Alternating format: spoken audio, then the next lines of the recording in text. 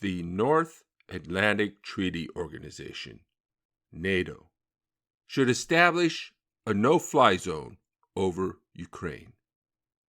The world should not tolerate Putin's behavior and certainly not reward it by failing to stop him.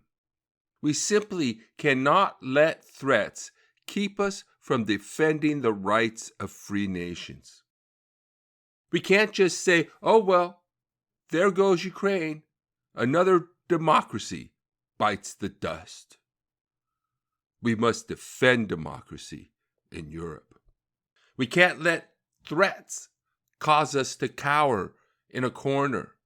President Zelensky described NATO's failure to take decisive action as the self-hypnosis of those who are weak, insecure inside, despite the fact they possess weapons many times stronger than we have.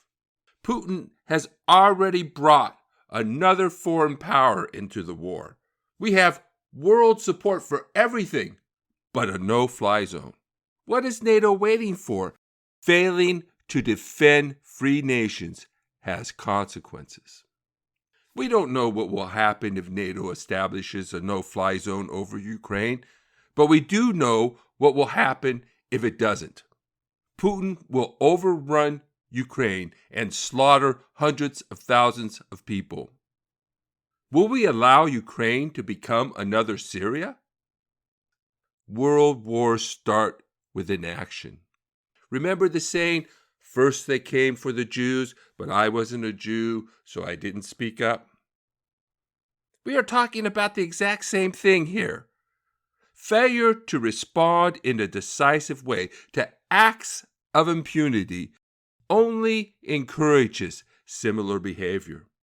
We will have to fight back at some point. Why not now when Putin's forces are struggling and demoralized and he's backed into a corner?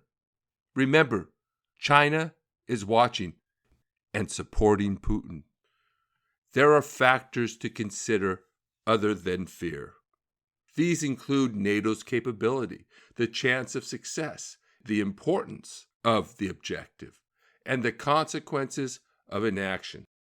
All these considerations weigh in favor of a no-fly zone. NATO is perfectly capable of establishing a no-fly zone over Ukraine. I know of no one arguing otherwise. The chance of success is therefore high. The cause of defending democracy and freedom in an era of rising authoritarianism is vital.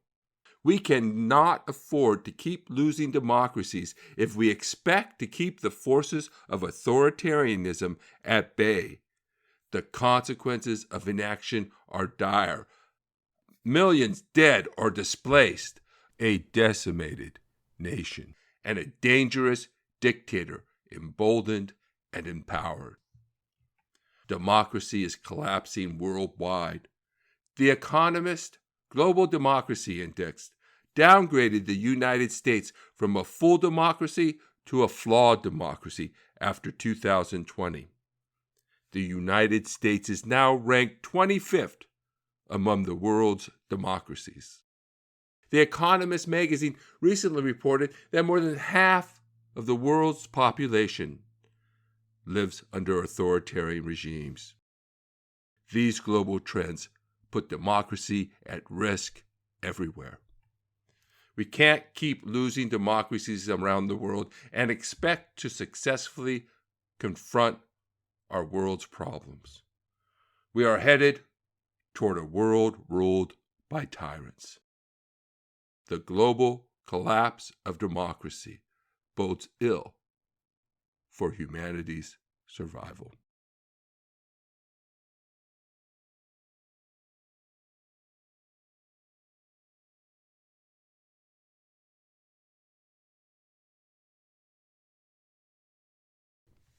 A decimated nation.